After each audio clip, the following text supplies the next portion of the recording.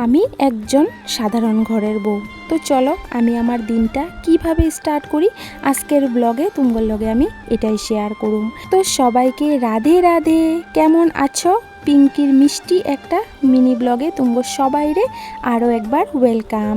দিনটা আসিল শনিবার। ঘুম থেকে উঠা আশিবাসি কাজকর্ম করতে লাগা গেলাম। প্রথমত জালনাগুলা খুললা নিলাম, তারপর ঘরে দুয়ারে জল ছিটা দিয়া ঘরগুলা ঝাড়ু দিয়া দিলাম। জানো তো কিছু কিছু সংসারের কাজ থাকে যেগুলো আমি না রাত্রেবেলায় কইরা রাখি নিজের সুবিধার লেগা, যাতে সকালবেলা উঠা নাকে মুখে না লাগে। কিন্তু শুক্রবারে আমার এত পরিমাণ মাথা ব্যথা আসিল, যেহেতু ওই রৌদ্রটার মধ্যে ব্যাংকে গেছিলাম না, আমার আয়াজে মাথা ব্যথা একটা শুরু হয়েছে আর শেষ হয় নাই।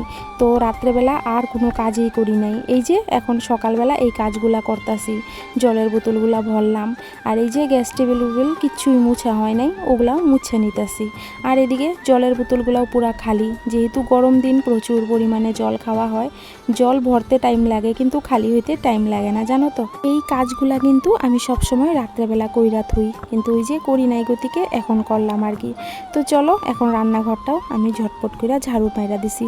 আর দেখো না আমার কলের পাড়ের সামনে জায়গাটা এমনভাবে শ্যাওলা পড়ছে, একটু ব্লিচিং পাউডার আনতে লাগবো। এগুলো একটু পরিষ্কার না করলে কেমন লাগে, সব জায়গাতেই মানে শ্যাওলা পড়ে গেছে। এই যে আমার তুলসীর তলাতেও পুরা শ্যাওলায় ভইরা গেছে। তো যাই হোক, বাসি উঠানটা ঝটপট করে ঝাড়ু দিয়ে দিতেছি।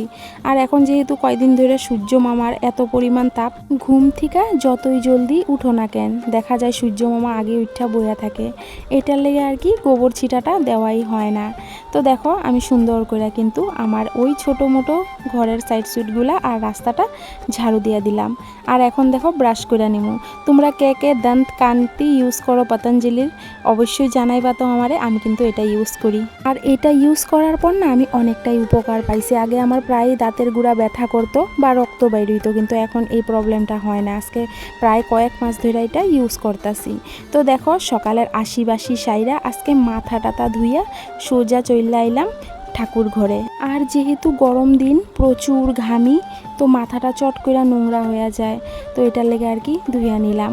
তো চলো এখন সুন্দর করে আমি আমার ঠাকুর পূজাটা দিয়া দিমু। আর দেখা যায় গরম দিনে কিন্তু ফুলটাও অনেক বেশি পরিমাণ পাওয়া যায়। তো আমি সুন্দর করে ফুল তুললা নিলাম, আর এই তো ফুলের মধ্যে চন্দন ছিটা দিয়া দিতেছি। তো সুন্দর করে এখন আমি আমার ঠাকুরটা দিমু। আমি জানো তো রোজ কিন্তু আমার দিনটা আমি এইভাবে স্টার্ট করি। প্রথমত সংসারের বাসি কাজকর্মগুলো সারুম, তারপর আগে আমি ঠাকুর পূজাটা দিমু, তারপর গিয়া সংসারের কাজে লাগুম। মানে ঠাকুরের নাম নিয়েই আমি আমার দিনটা স্টার্ট করি। আগে জানো তো আমি জানতাম না, যখন থেকে ভাগবত শোনা শুরু করছি তখনই জানতে পারছি যে সকালবেলা উঠা যারা নাকি ডাইরেক্ট খায়া নেয় ওই খাওয়াটা নাকি ভূত প্রেতের খাওয়ার সমান হয় আর কি।